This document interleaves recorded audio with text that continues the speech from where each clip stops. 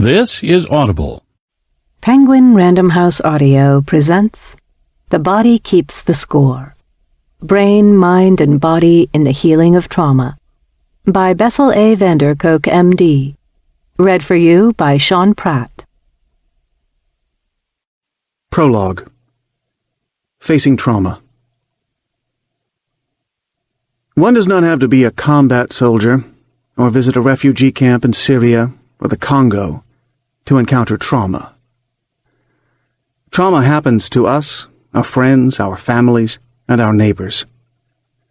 Research by the Centers for Disease Control and Prevention has shown that 1 in 5 Americans was sexually molested as a child.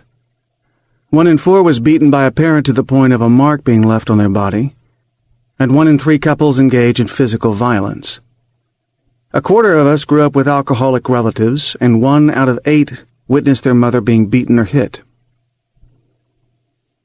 As human beings, we belong to an extremely resilient species. Since time immemorial, we have rebounded from our rather relentless wars, countless disasters, both natural and man-made, and the violence and betrayal in our own lives. But traumatic experiences do leave traces, whether on a large scale, on our histories and cultures, or close to home, on our families, with dark secrets being imperceptibly passed down through generations. They also leave traces on our minds and emotions, on our capacity for joy and intimacy, and even on our biology and immune systems. Trauma affects not only those who are directly exposed to it, but also those around them. Soldiers returning from home from combat may frighten their families with their rages and emotional absence. The wives of men who suffer from PTSD tend to become depressed, and the children of depressed mothers are at risk of growing up insecure and anxious. Having been exposed to family violence as a child often makes it difficult to establish stable, trusting relationships as an adult. Trauma, by definition, is unbearable and intolerable. Most rape victims, combat soldiers, and children who have been molested become so upset when they think about what they experienced that they try to push it out of their minds, trying to act as if nothing happened and move on. It takes tremendous energy to keep functioning while carrying the memory of terror and the shame of utter weakness and vulnerability. While we all want to move beyond trauma, the part of our brain that is devoted to ensuring our survival, deep below our rational brain, is not very good at denial.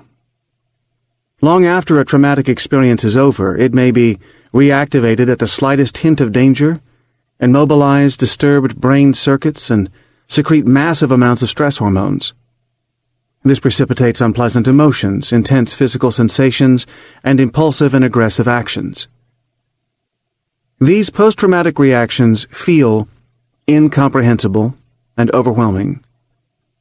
Feeling out of control, survivors of trauma often begin to fear that they are damaged to the core and beyond redemption. The first time I remember being drawn to study medicine was at a summer camp when I was about 14 years old. My cousin Michael kept me up all night explaining the intricacies of how kidneys work, how they secrete the body's waste materials and then reabsorb the chemicals that keep the system in balance.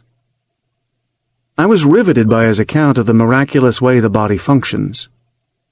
Later, during every stage of my medical training, whether I was studying surgery, cardiology, or pediatrics, it was obvious to me that the key to healing was understanding how the human organism works.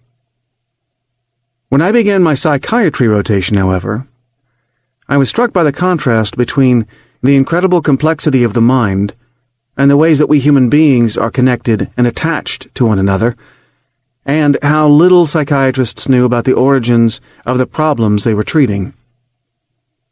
Would it be possible one day to know as much about brains, minds, and love as we do about the other systems that make up our organism? We are obviously still years from attaining that sort of detailed understanding, but the birth of 3 new branches of science has led to an explosion of knowledge about the effects of psychological trauma, abuse, and neglect. Those new disciplines are